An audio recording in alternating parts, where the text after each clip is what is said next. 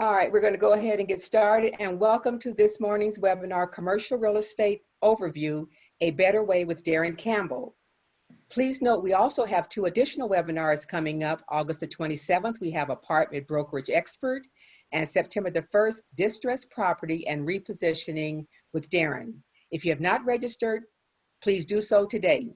Also on August the 25th, we'll have the Split Roll Proposition 15 featuring Howard Jarvis, Taxpayers Association President, John Capal, who will give NSDCR members and the community an extremely important update on Split Roll 15 tax initiative coming to the ballot in November. So you can register for all these webinars at nsdcar.com/webinar. Now we're turning the webinar over to Daron Campbell, and he will take it from here. Okay, thank you so much for that kind introduction. I appreciate it.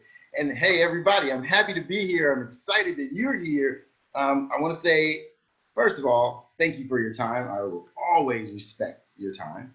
And secondly, I want to say congratulations, because you deserve to be congratulated, because you're taking this moment, this opportunity to expand your practice and grow your business. And I want to show you why. I want to tell you why that's important. I want to show you some nuts and bolts of how that's going to enhance your business, particularly now. This is a unique time in life and in society and in culture, as you know. But you can find particular lanes that are advantageous for you to be in, that can actually help you make more money than you've ever made before. And getting involved in commercial real estate is one of those things. So we're going to talk about those opportunities and why that's brilliant and why that's a great thing. And we're going to dig in. It's going to be fun. I hope you're ready to learn a lot. I'm going to try not to overwhelm you too fast in the first meeting we have here, but there's a lot to learn. There's a lot of opportunity. And if you pay close attention, you can take a pearl or two that I drop on you today and add some money to your bottom line, because really that's what it's all about. At the end of the day, you should be using commercial real estate as an additional source of income in your business plan. So while you might farm a particular neighborhood or farm a particular client type, there is a commercial layer that you can add to your business that, in my opinion, should make you at least an additional $100,000 to $200,000 a year. And I have helped many residential agents enhance their bottom line by adding commercial. And there's a few different ways you can add commercial to your business. And there's even a couple of passive ways you can add commercial and a commercial element to your business and still get paid. We'll talk about that all very soon. But what I'm going to do right now is I'm going to tell you a little bit about me. And so I'm going to share my screen with you. And let's see if I know how to do this. Here we go. So, okay, I'm gonna tell you a little bit about me. I'm Daron Campbell. This is my 29th year as a licensed real estate agent. And I have conducted, transacted, closed just over $4.5 billion worth of transactions. And that's a long time in the business, and that's quite a bit of real estate transactions, quite a healthy number in the transaction department.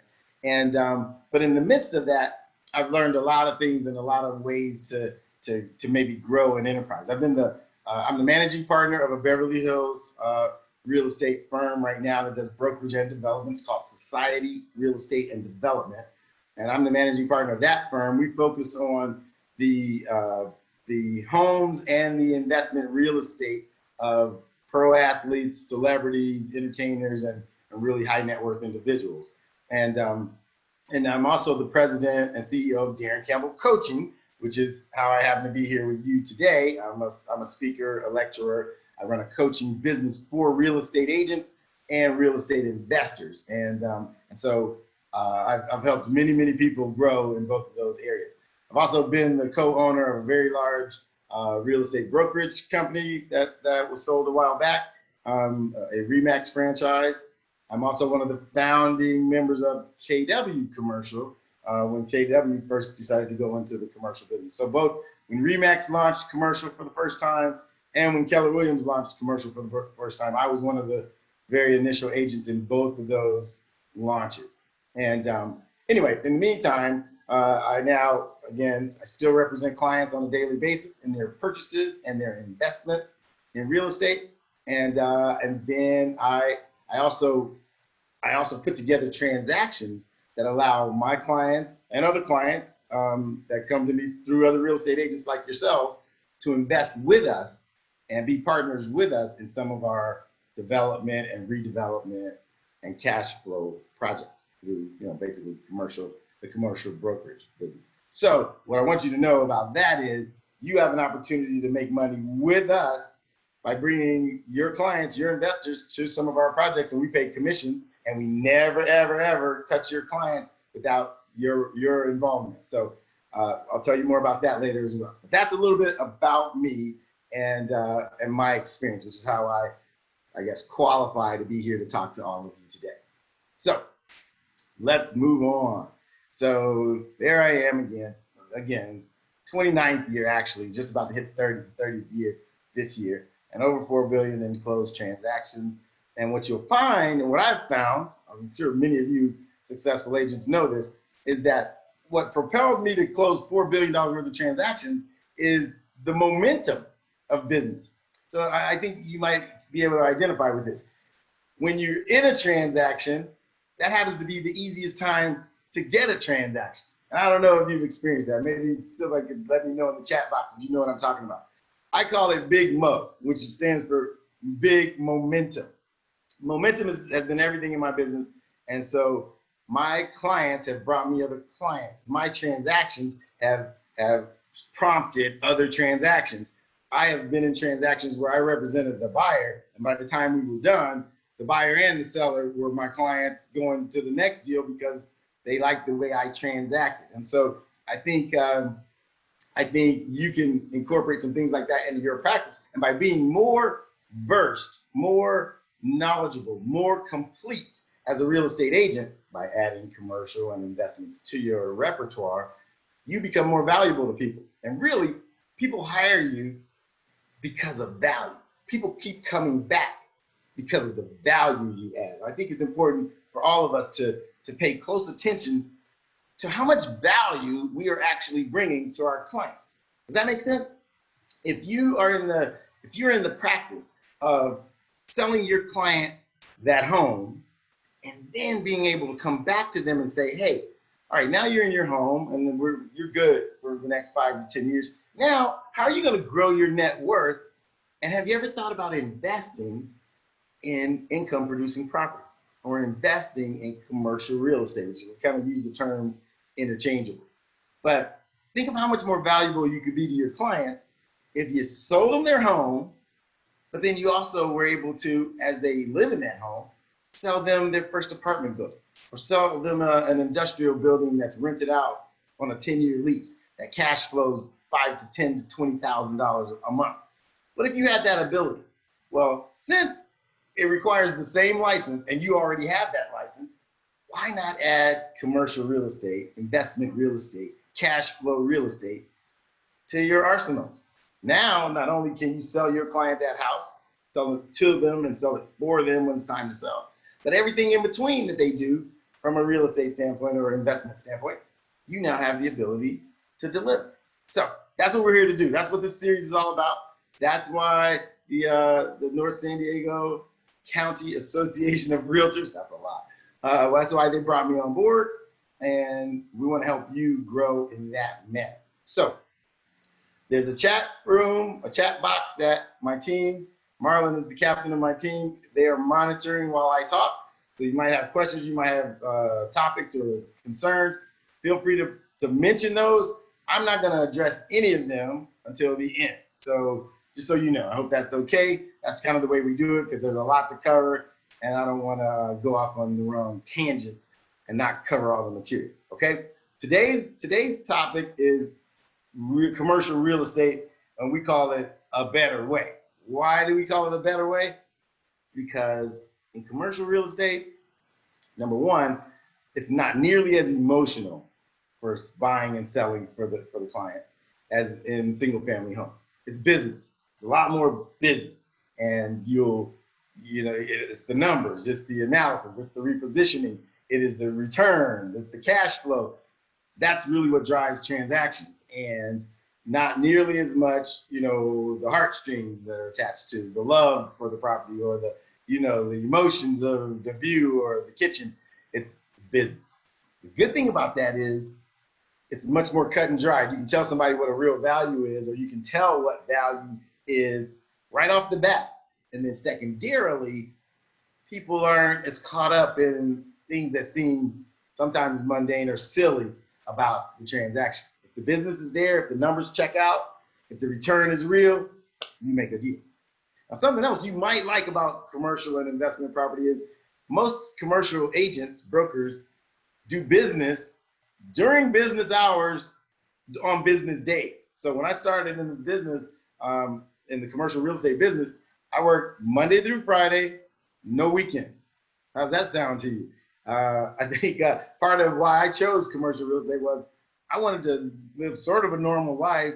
I wanted to work. I got up early, but I worked 7 a.m. to maybe 7 p.m., but Monday through Friday. And my weekends were for my kids and for my wife. And so that's part of why I chose the business. The other reason I chose commercial was because I like jumping up and putting on my suit and being a business person. I felt better in my transactions being a business guy, wearing the suit, dressing up for the job and meeting people on a business level.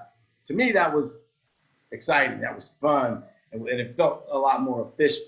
So now today, I buy and sell houses. I help my clients buy $10 and $20 million houses, but on an investment side, I still put on a suit. I just went to a meeting yesterday. I'm working on an $11 million commercial transaction, and it felt good to get all dressed up in my suit and try to look like $1 million so that I could try to make $1 million. Anyway, so for me, that was appealing. I don't know, that might be your style, it might not, but commercial, the reasons I chose commercial were those. So now I'm a bit of a hybrid. I do a little bit of everything, but business to business really felt comfortable to me. All right, so with all of that done, let's jump in and let's teach you some elements of the commercial business. Today is meant to be an overview. Today is meant to be a big 30,000 foot global overview of the commercial real estate business. And so let's talk about what that means.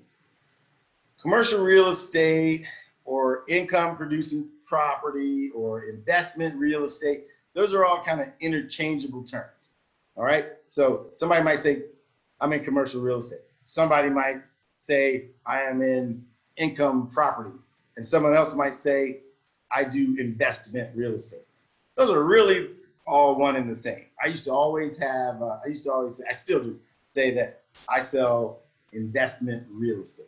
That's the term I always use. Commercial is really the same thing because the people who own these things are investors. Income property, same thing. So you can term it whichever way you like. The big globally accepted term originally is commercial property.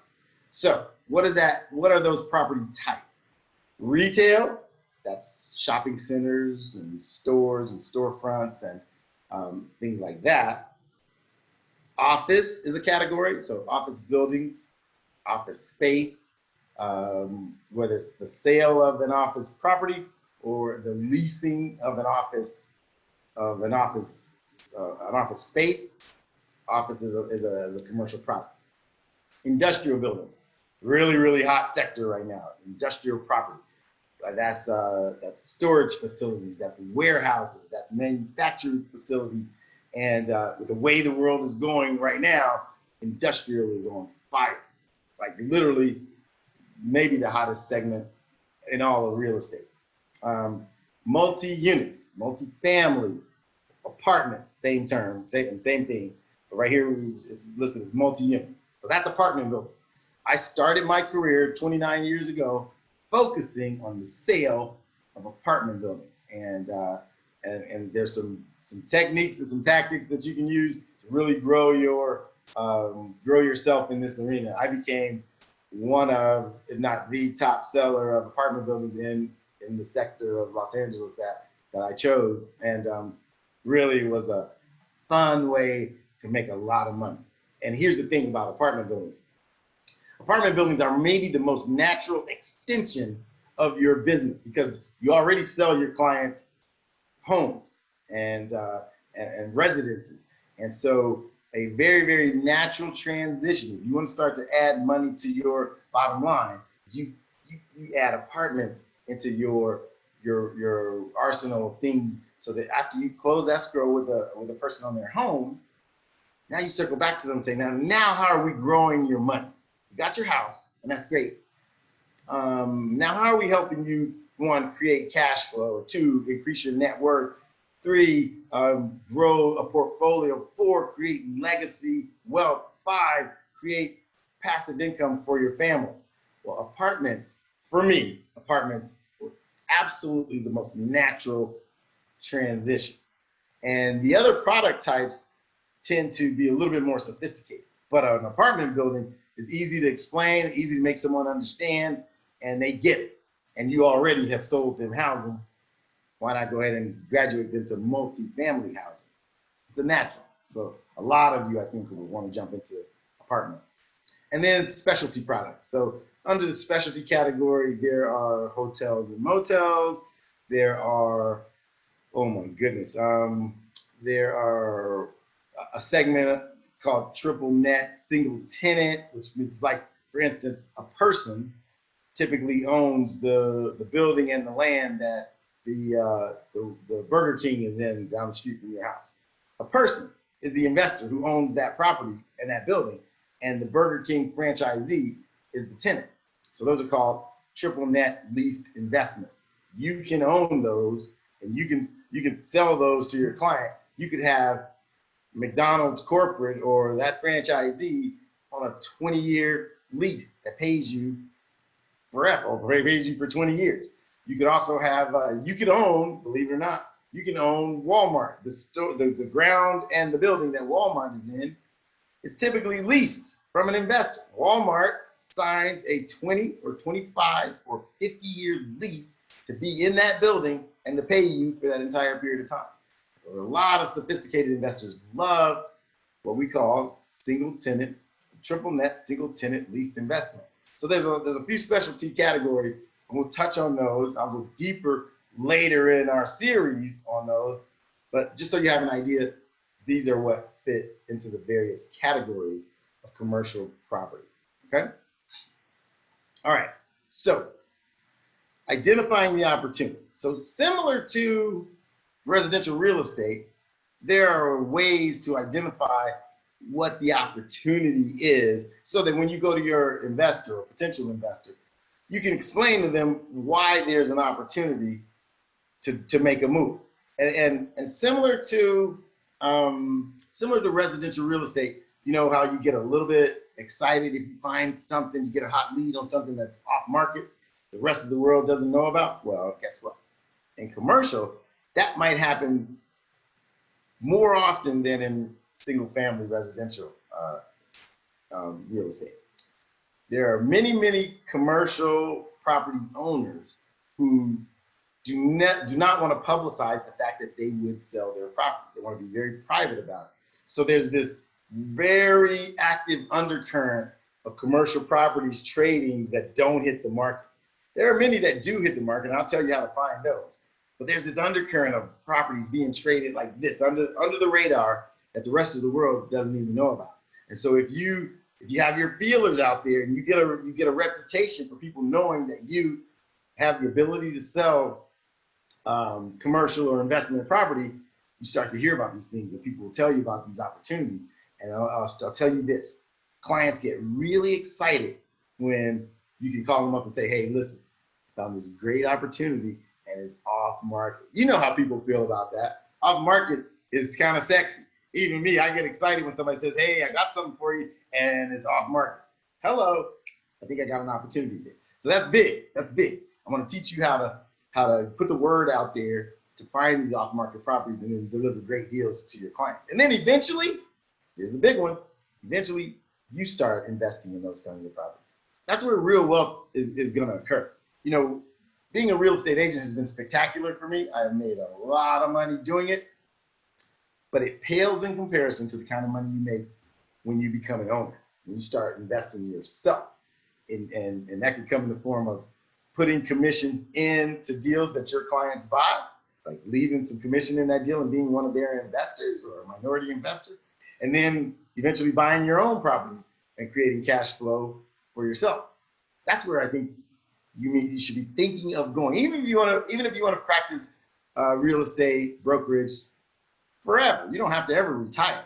But wouldn't it be great if you bought 2 or 3 or 5 investment properties over the next few years and had $10 or $15 or $20,000 a month coming in from the cash flow? That's what I recommend every real estate agent do, because while brokerage is great, ownership is greater. So I want to show you how to learn these properties so that you can do some of these for yourself. Estate sales, similar to probates in residential real estate or single family real estate. Estate sales, you'd be shocked at how many income producing properties get liquidated because of death and estate sales. And people who own income producing property tend to be a little more sophisticated, so they almost always have a trust in place and a will in place and an estate plan in place. And so these transactions get to be pretty clean and easy to do. And if you align yourself correctly with the right kinds of trustees, attorneys, probate attorneys, and conservators, you can get a steady stream of hot leads of off-market properties that have to be sold. My favorite kind of property to sell is one that has to be sold, not just wants to be sold. So that's definitely a good segment of the market to focus on. Current income versus future income is how we evaluate a lot of properties. You know, you'd be shocked at how many properties are under rented, meaning the rents in that apartment building could be $1,800 a month, but this current owner is renting them for $1,400 a month. Landlords, particularly in apartments, are notorious for keeping their rents lower than they could be because they're afraid of tenants moving out. Well, I'm gonna tell you a secret. I'm the opposite. I am aggressive with respect to getting properties at market level. So I want to buy the property from that guy who's renting for $1,400, and then I'm going to aggressively get all of those units to the $1,800 level that the market says they could be, because I'm just piling value onto my property by increasing the income. These properties are valued based on their income.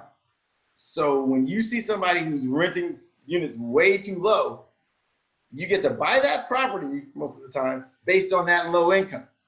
Then you raise that income and you get to sell that property based on that income.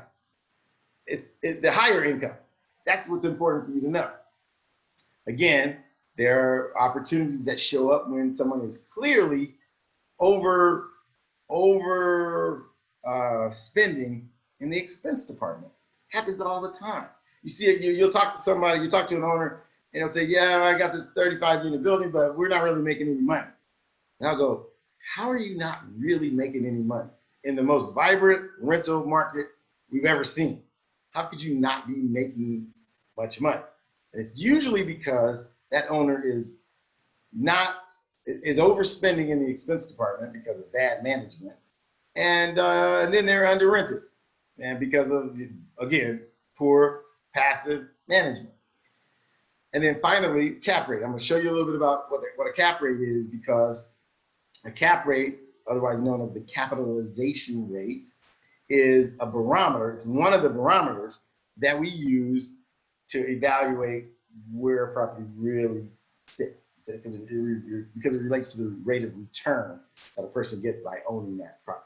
So I'm going to teach you what a cap rate is. I'm going to teach you how to evaluate a cap rate, and then you can make a very informed business decision about whether to show a property to a client or whether to buy that property yourself or what have you, because the cap rate should make sense.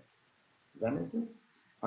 Okay, so that's a lot. I'm already loading you up with a lot. The good thing here is this is being recorded. The other good thing here is I think we've agreed to share my slides with you guys if you want them. And the other good thing is I'm gonna give you a way to contact my team and I if you want further, a deeper education or some coaching. All of that is going to be available to you.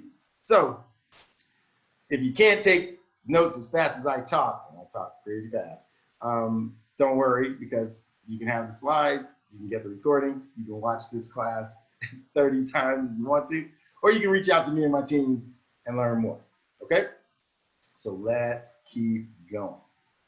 Back to the shared screen. Okay. All right, I'm going to start out by showing you an opportunity on an apartment building that recently closed escrow, just to give you kind of an example of a standard apartment deal. This property sold for $1.8 million in the city of Bellflower, up here in LA County. And we'll walk through. Let's look at the right-hand column and let's talk about what's there. It's a 28-unit apartment building. The square footage, that refers to the building, the square footage of the rentable area inside the building, of 7,330 square feet. Now, there's similar to in housing sales, single family sales, there's a price per square foot. And you'll learn that these vary wildly and from area to area, from building to building. And many times a buyer will make his decision about whether to buy this or not based on the cost per foot.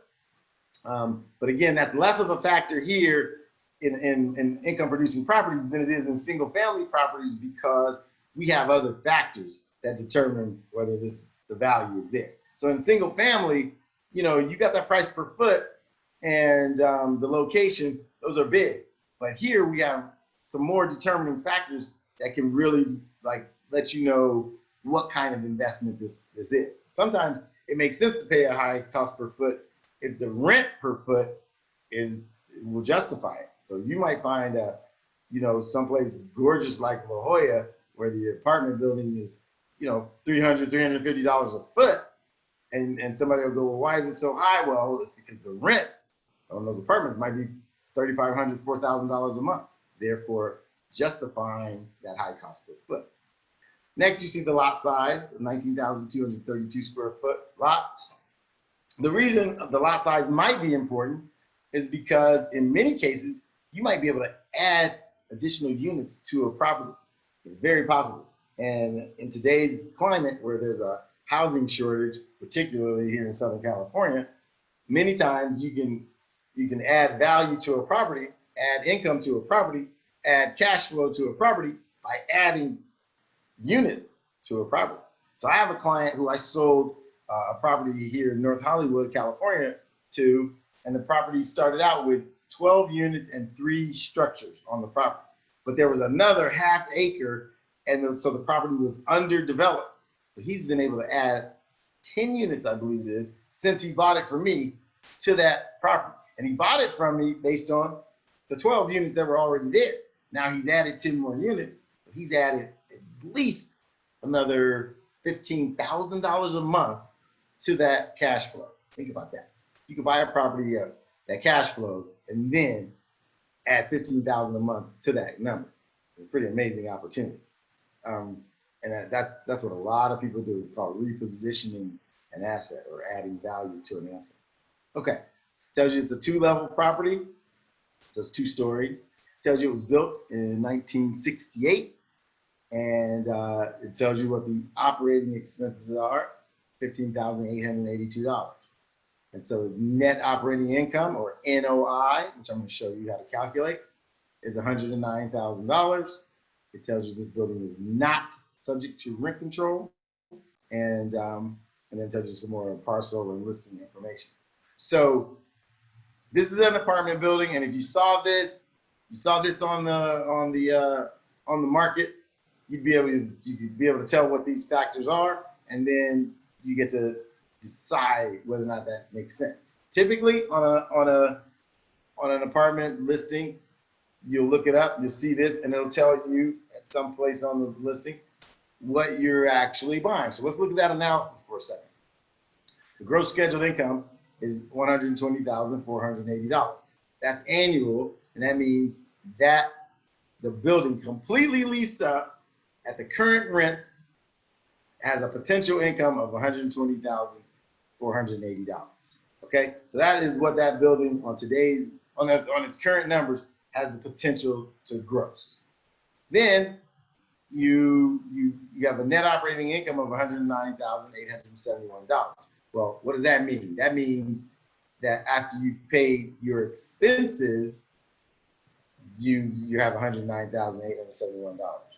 And then you scroll down, and what you'll see is what we call the rent roll. The rent roll is the 1 through 7, and then there's more. I don't think I gave you all 28, but you see the unit by unit breakdown. That's called a rent roll down at the bottom. You see 2 bedroom, 1 bath with a garage, unfurnished. It's getting $1,475 actual, which means they're collecting $1,475. But now look at the right-hand column, far right column. Pro forma. Pro forma means the rent that the market has said this unit could get. Now that's a huge factor, you guys. Please pay attention. Pro forma rent means that this unit could actually get $1,900 a month instead of the $1,475 that it's currently getting. And wait, and look, scroll down. Look down a little further at unit number 5. They're getting $1,325 for unit number 5 in a $1,900 market. The reason that's critical, the reason that's so important is because your client or you would be buying this property based on the $1,400 and the $1,325 numbers, but you could get to rents at the $1,900 level. So imagine if 10 of these units or all of these units were like this, $300 to $400 below market. But you could buy this building and over time raise all of those units to the market rent. So let's say that you had 10 units, you bought the building, you had 10 units that were under market by $400. So that means 10 units that are $400 below market. That means that over the next year, let's say, you got all of those rents up to the market, just simply what the market says it should be. You increase the income of the building by $4,000 a month. $4,000 extra dollars a month. You see how income property starts to get exciting after a while? Because if you buy correctly, you can really enhance your client's ability to make cash flow and grow and grow and grow. And this gets really fun. And here's the thing: people don't like rent raises, of course. And I'm not suggesting you should go around, jacking everyone's rent up. But the fact of the matter is, this is what the market will bear, which is kind of why it's kind of a guilt-free rent increase, because the market says, meaning other units similar to this, are renting for $1,900. And so you, by right, should be getting $1,900. Now you get to choose, or your client gets to choose, the investor gets to choose at what pace they want to move those rents. And then rent control is a real thing, so you have to make sure you're in compliance with rent control rules and laws. And we have an interesting new one in California that we'll talk about. But the fact is that upside is what we call that upside in the rent of $400 is there. So the potential for an additional $4,000 a month is there. Okay, so that's a big plus as to how you get more money, more cash flow, more value out of a building. And here's what's important to know. You bought that building, your client bought that building, 10 units were $400 a month each below market. Over the course of a year or two, you got all of those units up to market rent. You got that additional $4,000 a month. And let's just say, for example, I'm gonna tell you about something we call a gross rent multiplier in a minute. But let's just say, for example, that this building trades at 10 times the income. And you just increased the income by $4,000 a month, which is $48,000 a year. And a building that trades at 10 times the income is now $480,000 more valuable. Let that sink in for a minute. 400 a month, 10 times, it's 4,000 a month, 12 times annual, that's annual, $48,000 a year additional income, and the building trades at 10 times income. Really, buildings are trading more than 10 times income, but let's just use 10. You've increased the value of the building by $480,000. Not only is the client making more money every month, but they could sell it for $500,000 more just on that factor alone. That started to get exciting to you? So imagine when you sit down with somebody and show them this opportunity. Say, hey, Mr. Client, this building makes sense right now. It makes money right now. Look at the cash flow right now. You'll make 6, 7, whatever thousand a month. But if you add value by increasing rent, here's what the building would be worth at the same multiplier after you raise those rents. They can make $500,000 just on the rent raises alone.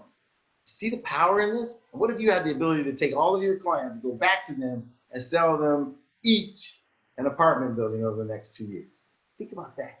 Think about every client that you have that has a medium to high net worth, and you could show them an apartment building that made strong cash flow, and you could show them the upside of increasing rents over time or of improving the property physically over time, and enjoying the fact that property values have done nothing but go up for these kinds of property, because it's a calculable reason. There are reasons these things go up in value. It's because rents have gone up so tremendously, particularly in this great state of California. So I'm trying to show you ways that you can add value to your clients and become more valuable to them by being able to bring stuff like this to the table. Okay, so value add, we just talked about that. So low rents that you can increase. That's how you add value. Properties that are mismanaged. Oh my gosh, how many apartment buildings have you driven by? How many shopping centers have you driven by? How many, properties in general that appear to be mismanaged? Well, there's thousands of them. There's thousands of properties where the landlords are just, the owners they're terrible. They're bad owners, or they hire really subpar management companies. So, and then, the properties that you going, oh man, whoever owns that is a slumlord. You know those kinds of properties, right? But guess what? You get to buy those properties and discount the prices because of the mismanagement, and then you get to turn that around. And the first 2 apartment buildings I bought were horribly mismanaged. The funny thing is, the guy who sold them to me, he admitted they were mismanaged. He admitted that he was a terrible owner, and that's why he agreed to sell them to me.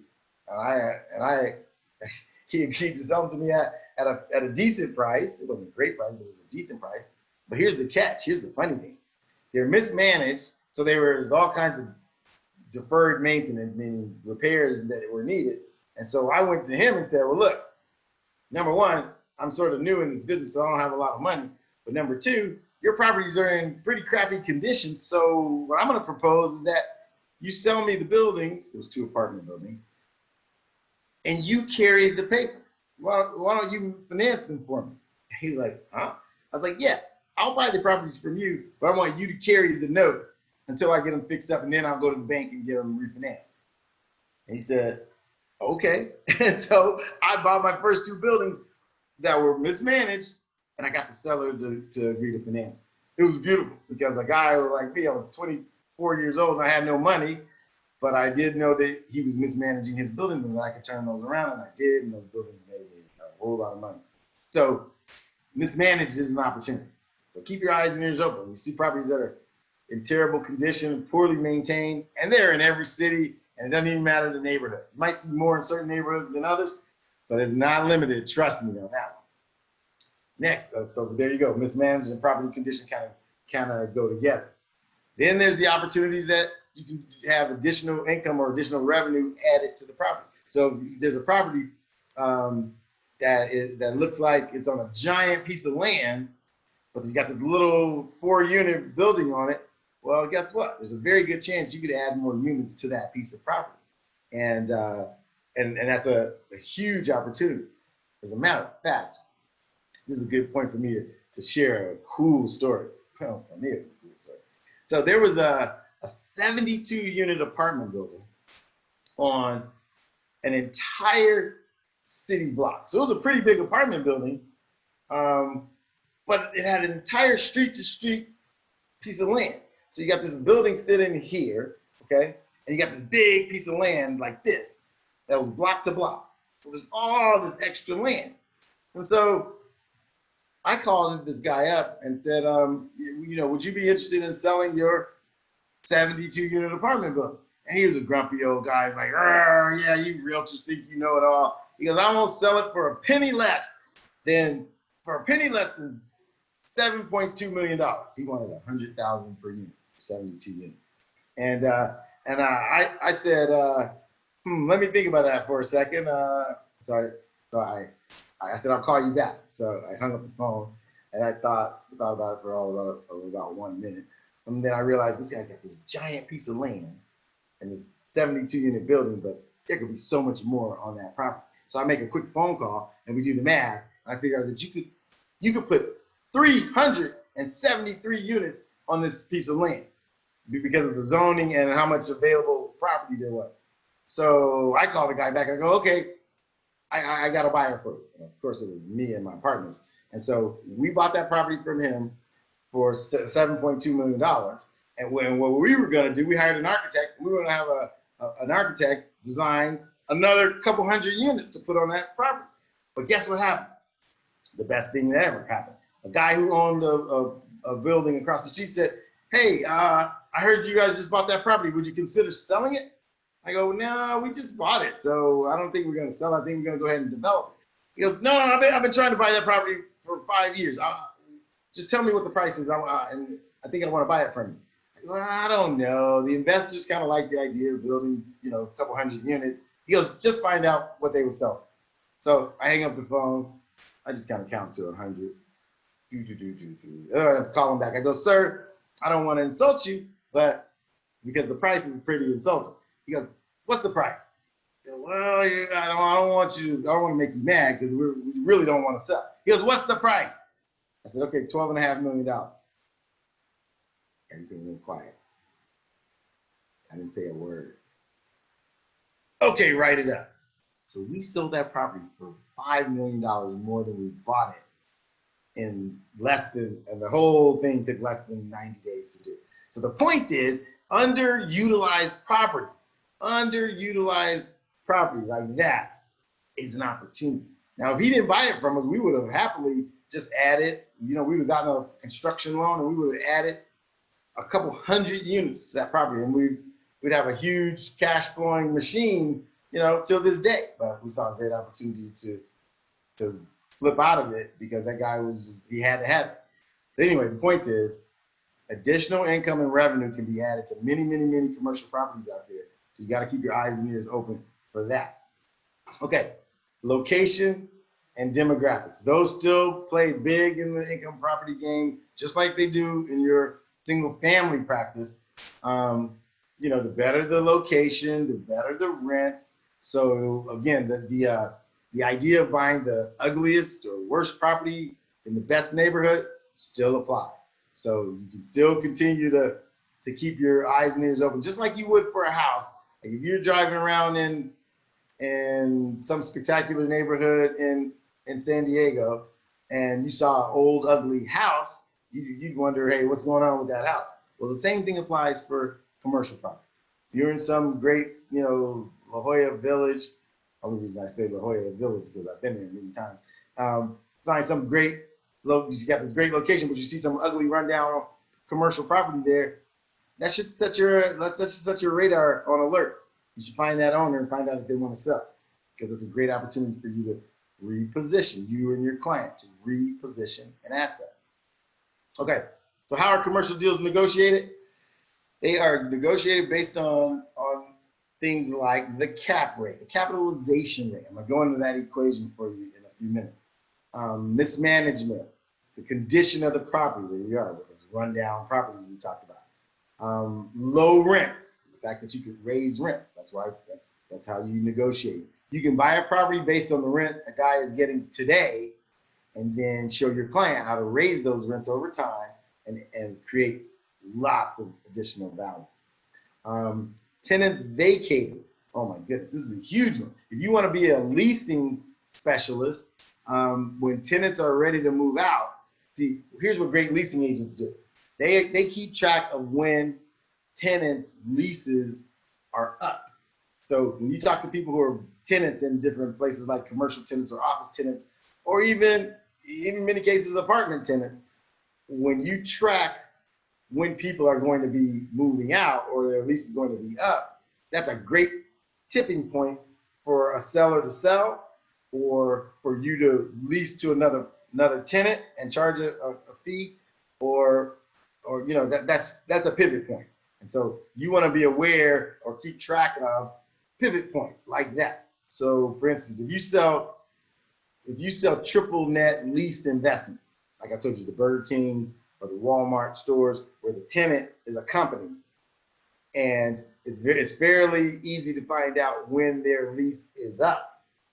If you know when their leases are up, then you know that they're either going to move out or renew. Both of those create opportunities for you. So people who focus on leasing can look at tenants who are potentially vacating and insert yourself in there and get paid. And let me tell you, I wrote a lease. You're not going to believe this, but I wrote a lease for a single tenant to move into a single office building. And based on the fact that they were going to pay $40,000 a month and wanted to sign a 30-year lease, I made a $400,000 commission on a lease in a single transaction on a single document. So just so you know, lease commissions can be huge in your life. Repairs, buildings that need repairs are good opportunities for you. So for instance, let me give you a great example. Back when we had the '94 earthquake in Los Angeles, Northridge earthquake, so many buildings got yellow tagged and red tagged and had to be vacated. Well, guess what? That created a whole new market for apartment investors who weren't afraid to do repairs on buildings. I sold about 40 buildings that were earthquake damaged. And there were builders and developers and people who weren't afraid of disrepair, and they invested in those buildings. And they came out making 10 and 20 times what they invested, because all they had to do was fix those buildings back, and people came right back and leased them up, and the income went up, and they were buying those buildings for dirt cheap after the earthquake. So repairs, that's a good reason to buy or to invest. Financial strength.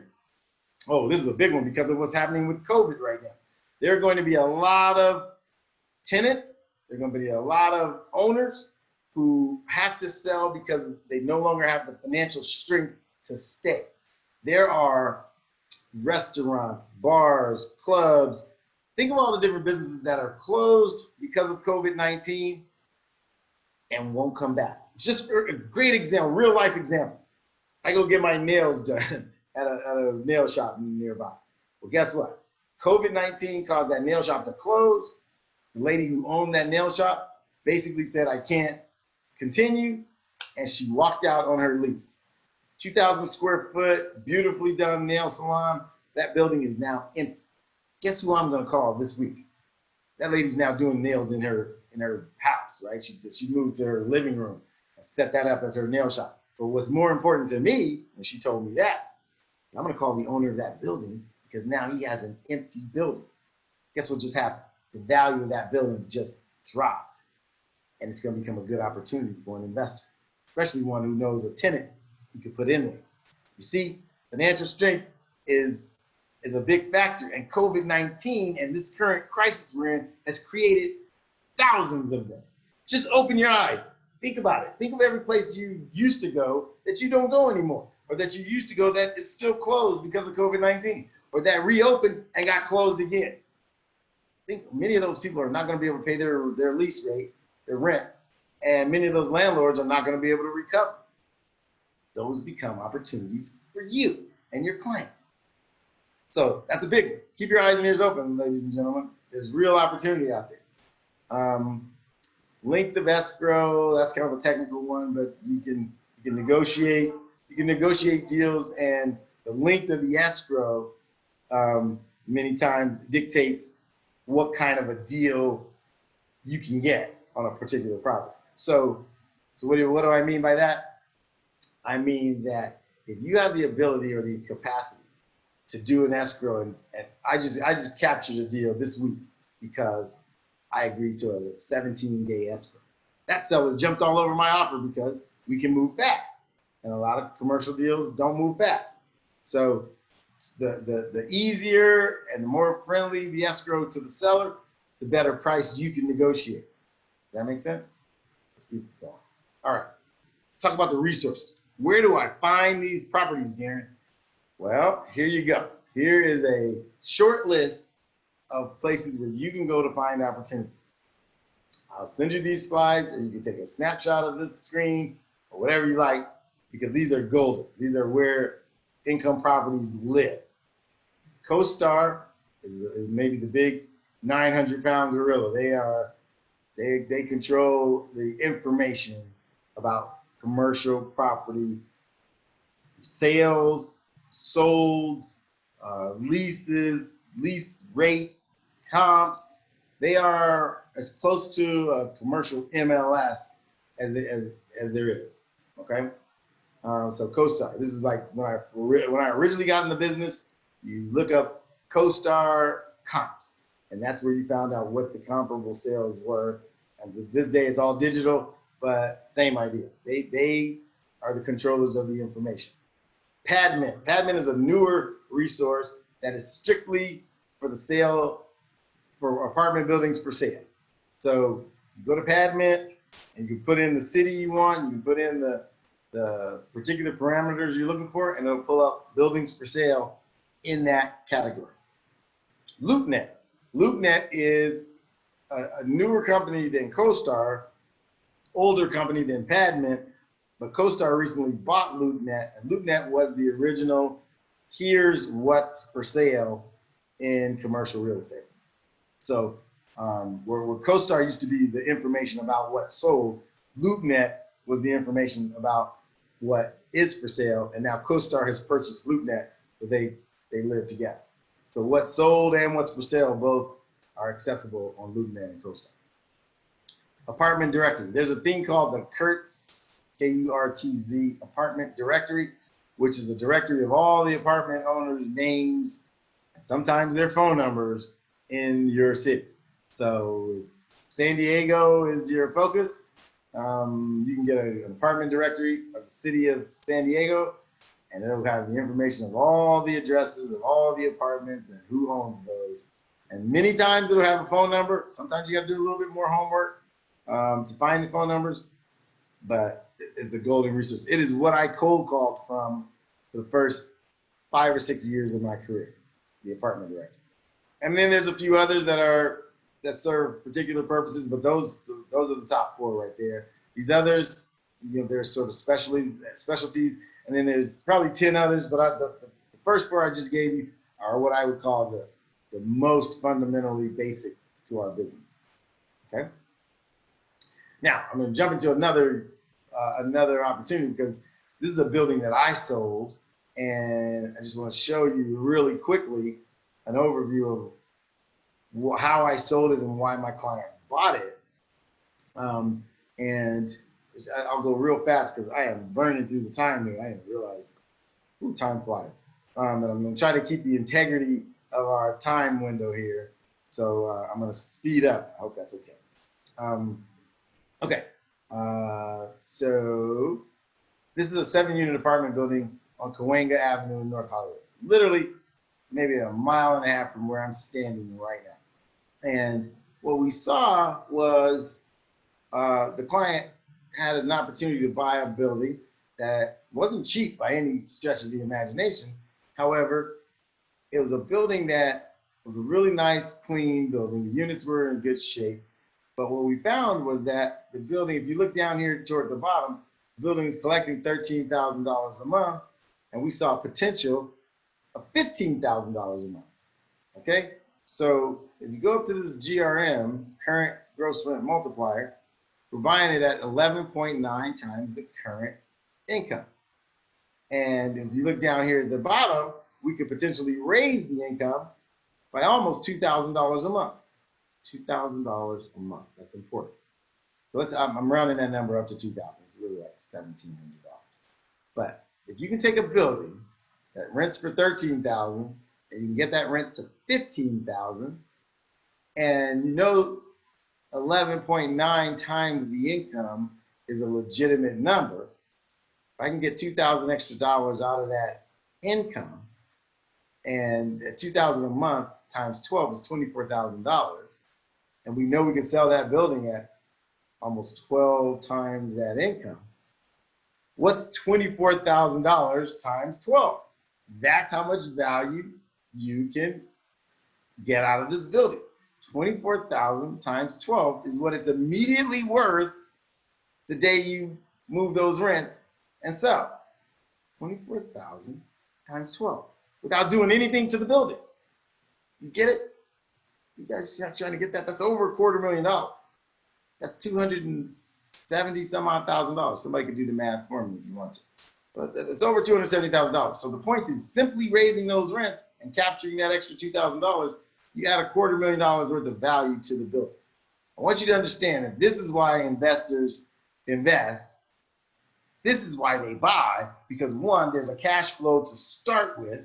Two, there's the ability to enhance the cash flow so that if you never sell, you're just making more money every month. So that $2,000 extra dollars, that's just $2,000 more dollars that come in every month. But if you choose to sell, you created instant value, $250,000 of instant value.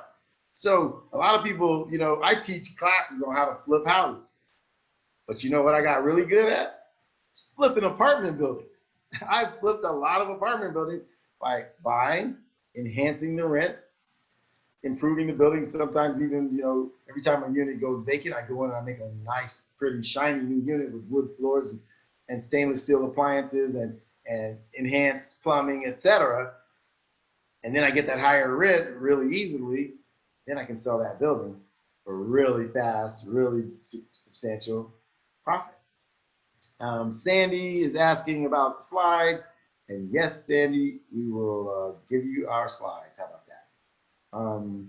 But yes, answers it. Back to my screen. I'm trying to go as fast as I can, you guys, and get all this in our allotted time. It's not going to be easy. Okay, next, retail. Okay, so retail, again, that's shopping centers, that's storefronts, that's included in retail are those, you know, single tenant and multi-tenant shopping center type places. So you might have a Vons or a Ralph's Market with a CVS drugstore and dry cleaners and 7-Eleven and whatever else is in that shopping center. Well, that's all in the retail category. And as shocking as it may sound to you, when you pull into that shopping center and you see all these giant businesses and the Wendy's or the McDonald's on the corner of the lot and the grocery store and the drugstore and all of the other shops that are in the shopping center, that's actually owned by an investor. That whole property is owned by an investor. It's not owned by Vons. It's not owned by Ralph's or Pavilions or whatever your grocery store is in the neighborhood. It's owned by an investor. That's shocking, isn't it? An investor owns that, and all of those stores are the tenants, and they all pay rent. They all pay rent to the landlord. Your client, or you even conceivably, can be the landlord.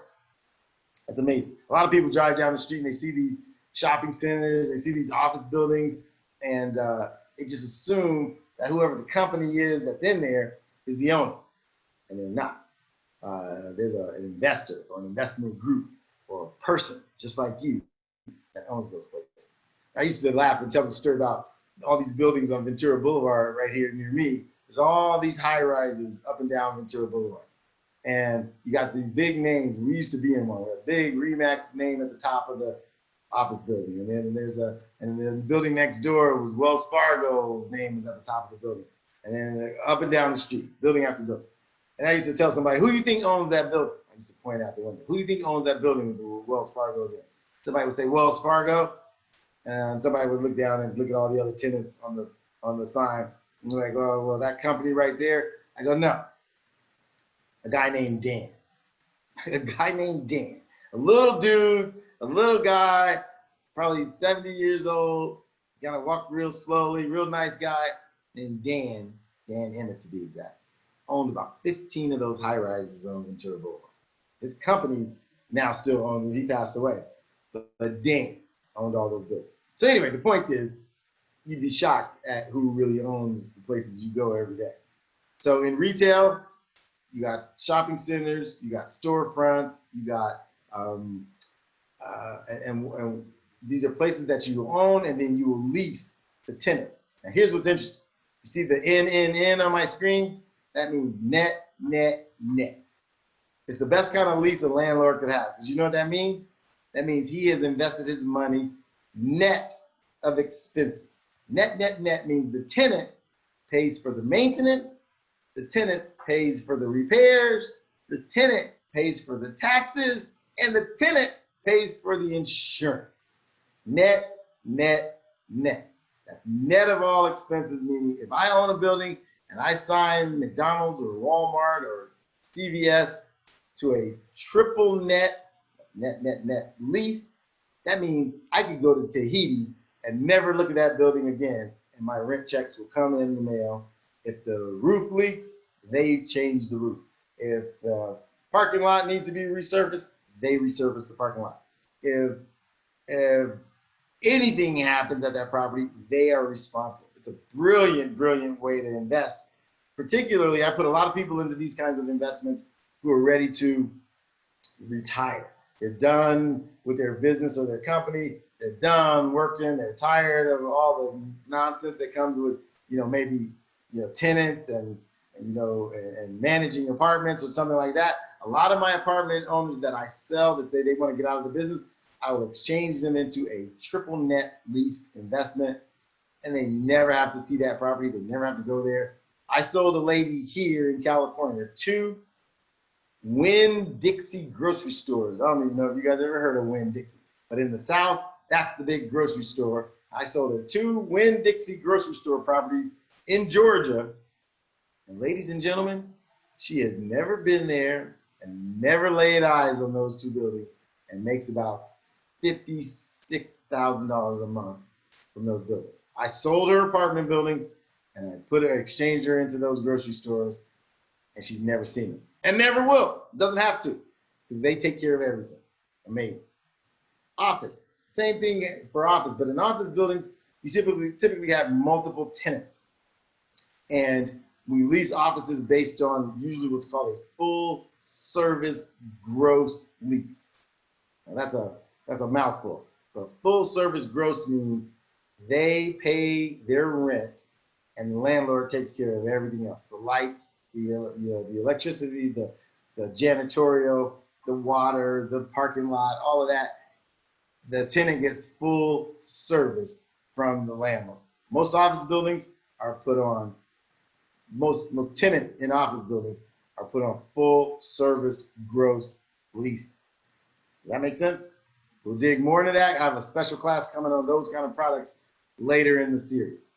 Industrial buildings, same idea, except it's a modified gross, meaning a modified gross means the landlord takes care of some of the maintenance and repairs, the tenant takes care of other portions of it. So the landlord might manage or take care of anything that happens with the parking lot or the roof of the building, whereas the tenant might be responsible for paying their own their electricity bill or their own maintenance or janitorial bill for their space.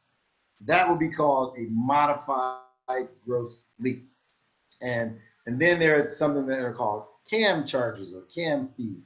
That's common area maintenance, meaning if the landlord pays to have the lobby vacuumed or cleaned, and pays to have the parking lot, cleaned or managed, then he can pass common area maintenance fees back to the tenant.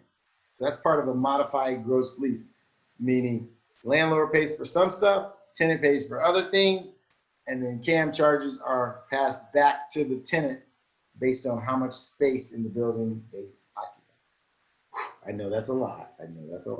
But CAM charges are it's basically recapture charges that a landlord gets for spending money. He can pass it back through to his tenants. And then apartment buildings. Apartment buildings, they are valued based on the gross income typically, and then you get an expense amount during your due diligence period. You find out how much the guy's expenses are, how much his net income is, and then you can calculate a cap rate, a gross rent multiplier, and that's how we determine value. You can say, okay, at the end of all of the income expenses, and I get a net income, what is the cap rate and what is the gross rent multiplier? And that can tell you how much you just paid versus other buildings, versus other investments, versus what your client might otherwise have invested in. Does that make sense? Goodness gracious, I'm giving you guys a lot. I don't want to overwhelm you, and I'm trying to kind of keep this as surfacey as I can while giving you some particulars.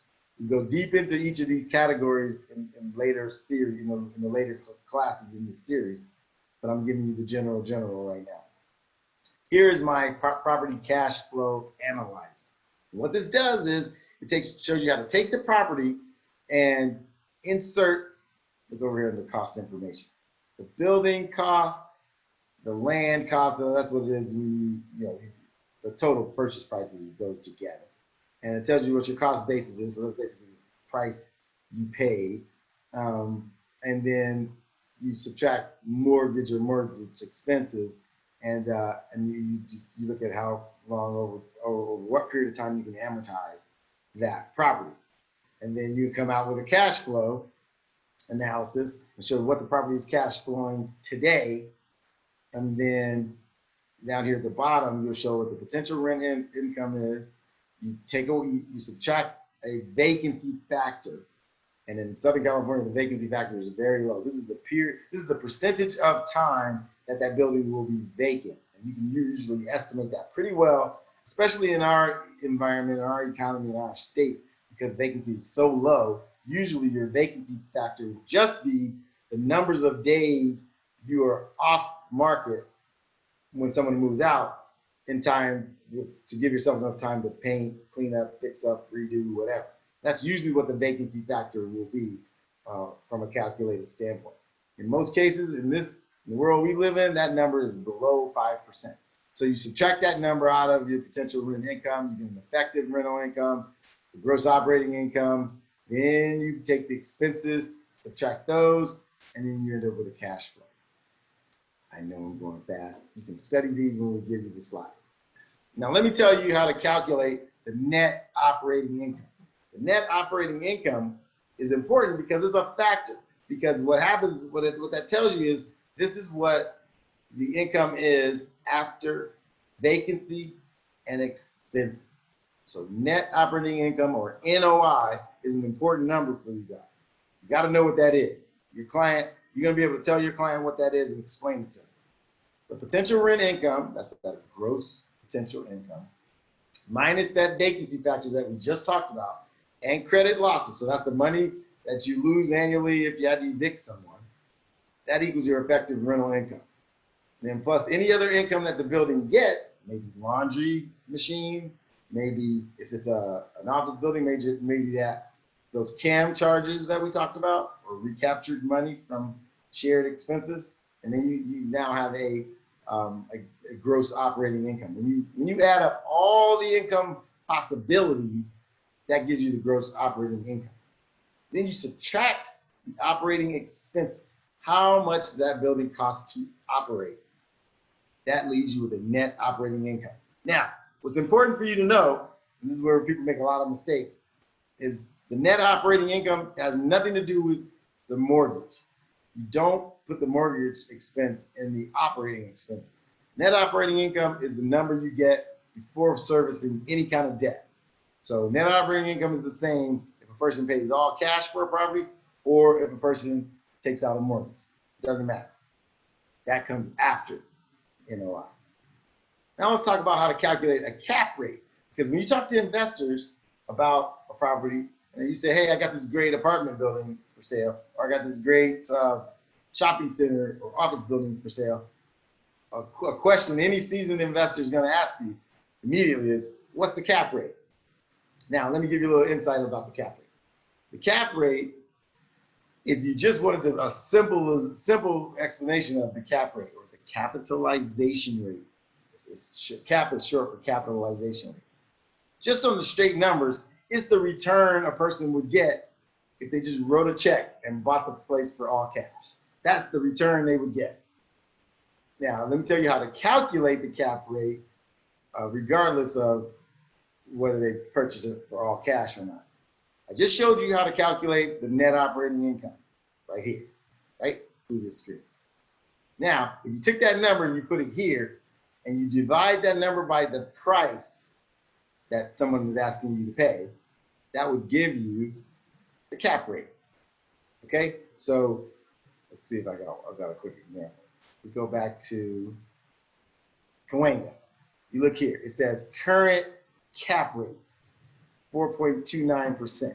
So if somebody wrote a check for $1,950,000 for this building, they'd make 4.29% annually on their return at these current rents. And over here, where it says market or pro forma, they'd make 5.3% on that building after the rents got raised. Okay? That's if they paid all cash, that would be their return. If you get a mortgage involved, it changes. Okay? But that's how you calculate a cap rate. You're gonna hear that. You get into commercial real estate, you're gonna hear about cap rates. Now let's talk about how you go the opposite way and figure out what the purchase price was. If you knew the NOI and somebody told you, I want to buy it at a 5 cap, you put the net operating income here, you divide it by the cap rate that is desired, and it will tell you what the price should be for that property at that cap rate. These are good little secrets, you guys. If you know how to do this stuff, and somebody says to you, hey, yeah, I'll buy apartments, but I only want to buy, 6 cap or better. Well, now, all you got to do is get the net operating income of a property divided by 6%, 0.06. Remember, the cap rate is a percentage number. Divided by 0.06, and that'll give you the price that person could pay for that building and get their 6% cap. Is that too much? Is that too heavy? You need to know this stuff. Gross rent multiplier. Apartment buildings, more than any other product type, are evaluated based on the gross rent multiplier. What is gross rent multiplier? It is the purchase price divided by the annual income. So the annual income, the gross operating income divided by the price gives you a gross rent multiplier. It's just a number, but that number is a factor. Okay, so I'm going to go back to that Cahuenga example and show you here. $1,950,000 is the price. The gross rent multiplier is 11.91. That means that the gross income, 163,666, times 11.91 equals the price. So that immediately when you tell somebody, hey, I got a great 7-unit building for sale, and it's $1,950,000, that client, one of the first questions they're going to ask you is, okay, what's the GRM? You're going to be able to say it's 11.9. So you're paying 11.9 times this income to get to that price. That's pretty easy, right? That makes sense. Okay. And so that gross income times 11.9 in this case equals the purchase price. Okay. So another way to look at it though is this is the number of years it would take for that property to pay for itself. So if I'm paying 11 times annual income, that means it would take me 11 years at that income, but nothing ever changed, it'll take me 11 years for that property to completely pay itself off, or pay for itself. Whew, that's a lot, Darren. I know, I'm sorry. It's a lot of information, and I'm trying to keep it simple. But here's another example of an apartment property that has a rent roll here that tells you how much the rents could move from where they are to a higher number. In this case, those numbers all look the same. So that means that property's at market rents already. And look up here.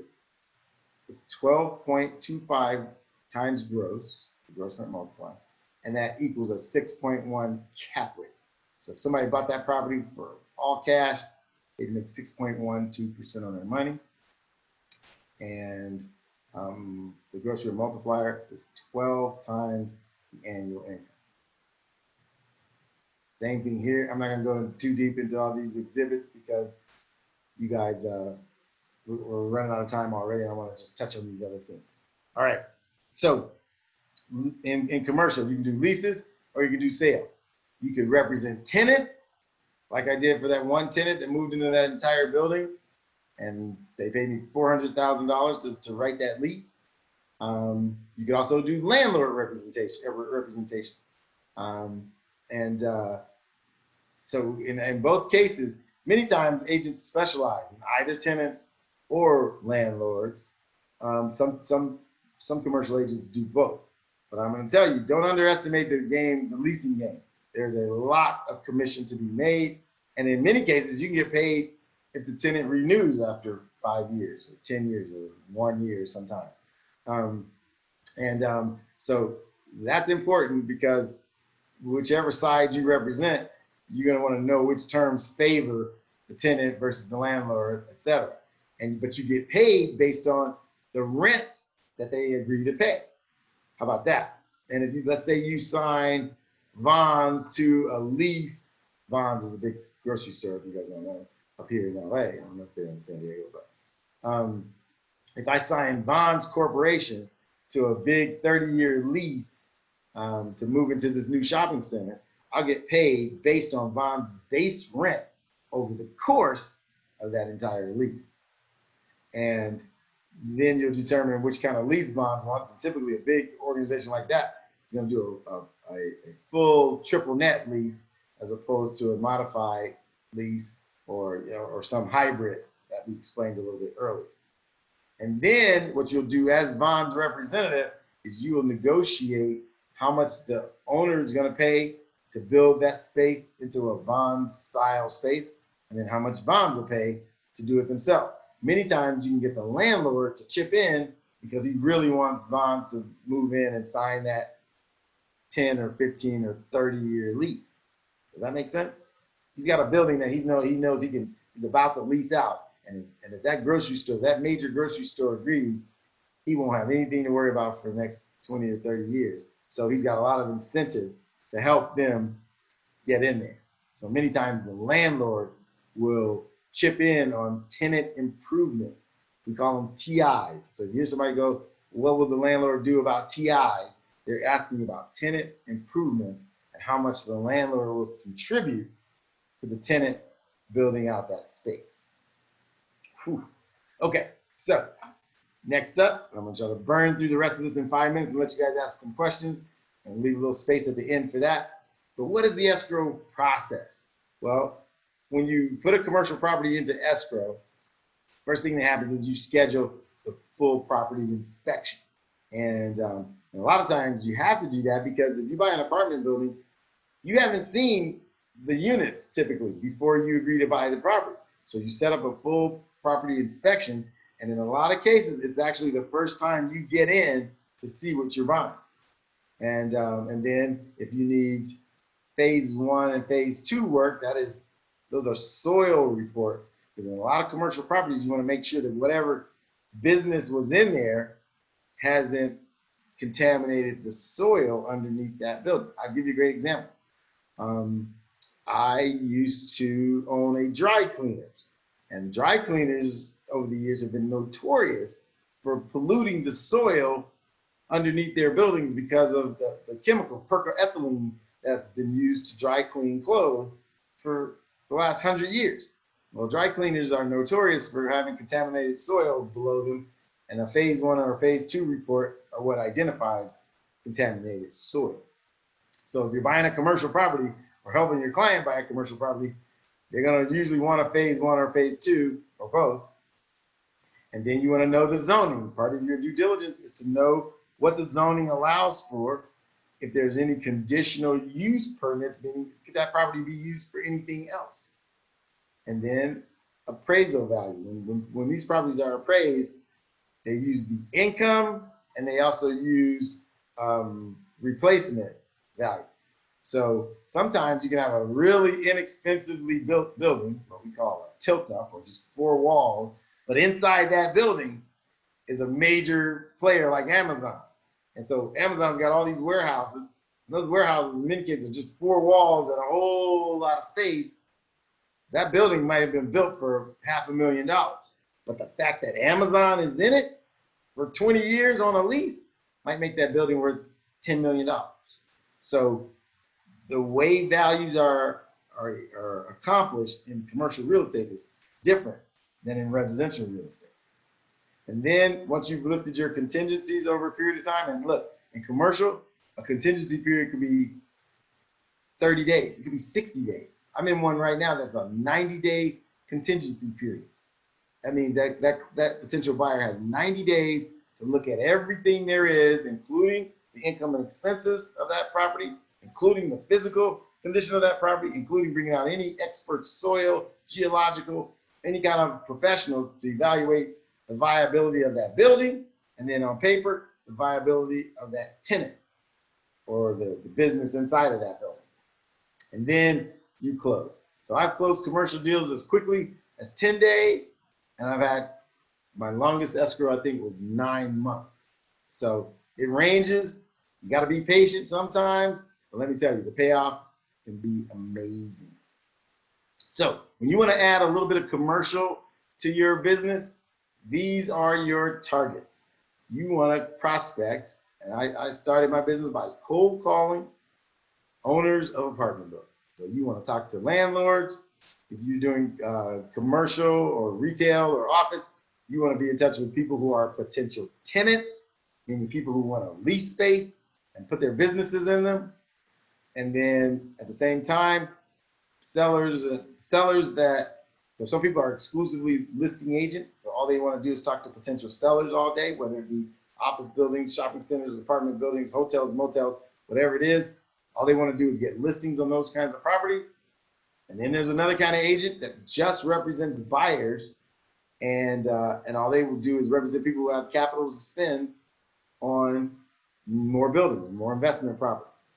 And then there's a little niche where you represent exchange clients. Now, those are when a person sells an income property or commercial property. In order to avoid paying capital gains taxes, they have to exchange and buy another property. This is a brilliant thing for us as brokers, realtors, because when someone sells a commercial property, 9 times out of 10, they buy another commercial property because of this exchange rule. If they buy a property that's $1 more expensive than the one they sold, they can defer all of the capital gain taxes from that profit till they sell the next property. That fuels the market, you guys. That makes our seller an automatic buyer. So don't you see this, how great commercial can be? I find a guy who wants to sell his apartment building. I sell it for him. I charge him a significant commission, and he then goes into an exchange, and within 180 days, he has to replace that property with another property. Amazing, amazing money-making opportunity. So that is my big 30,000-foot overview of this commercial game. So I want to tell you about the opportunities that you have going forward. Number one, I want to teach you how to broker commercial real estate. And I think you ought to find one of these elements at least and incorporate it into your sub business plan. I think you can make an extra $100,000 to $200,000 if you just apply one of these elements to your business plan. Number two, there's another way you can get in the commercial game by referring your commercial or investment potential clients to us. And we will work with them for you or with you, my team and I, and we will pay you. If you want to be completely hands off, we will pay you a referral fee. And usually that's 25% of the total commission of any deal we do with your referral for life. Any deal and every deal. So if they do one deal with us, you make 25% of what we make.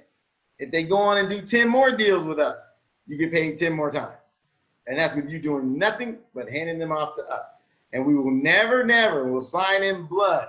We'll never go around you and work with your client without you. So if you want to add commercial to your arsenal, but you don't want to stop and learn the commercial business, look toward us as a referral source. We'll happily take care of your client with white glove treatment. We are the best in the business, and you'll get paid every time they close. Additionally, we do a lot of investing of our own, and we have investment properties that we buy, and that goes anywhere from really high-end homes that we redevelop and resell, to apartment buildings that we keep for cash flow, to commercial properties that we might build out, lease up, and then sell as well. If you want to refer someone who wants to look at our investments, we'll send you those, and any dollar they invest with us, you make 3% referral fee for every dollar they invest. For life, mind you, for life. They invest. I have one friend who's an agent here in Sherman Oaks. He's if not the top home seller in Sherman Oaks. And he has sent me, I don't know how many investors, but I can tell you this. He has made over $400,000 in referral fees from me, from his clients who've now invested with us in commercial. He sells them all their houses. I don't touch them in their house. That's his business. But when they want to invest in income producing property or flips that we do, he gets paid again and doesn't have to do any work. So we welcome referrals like that. We work with residential agents all the time. A big portion of my business has been working together with residential agents and their clients' investment opportunities. If you want to learn more about analyzing properties, learn how to evaluate rents and do rent surveys, learn to negotiate leases and sales, or learn to understand the commercial contracts, we're happy to give you further education. There's a few more of these in this series that I'm going to be doing for your board. But if you want personalized, specialized attention, you can reach out. We do coaching, we do partnering, we do referring, but you can reach out to us at info@daroncampbell.com. I will happily help you get educated. I will happily build a plan for you. And my coaching isn't free. It's not, because I don't have time to do anything for free, really. But I'll tell you this, I do want to see you grow. It might work for you. It might not be a good fit. That's completely up to you. There'll be no hard feelings if we're not, a good fit. That's fine. But I do believe it's an opportunity. I do believe it's something that'll be good for you in your business. And it's fun too, you guys. It's fun because the paychecks are giant sometimes, many times. Really, really big money to be made.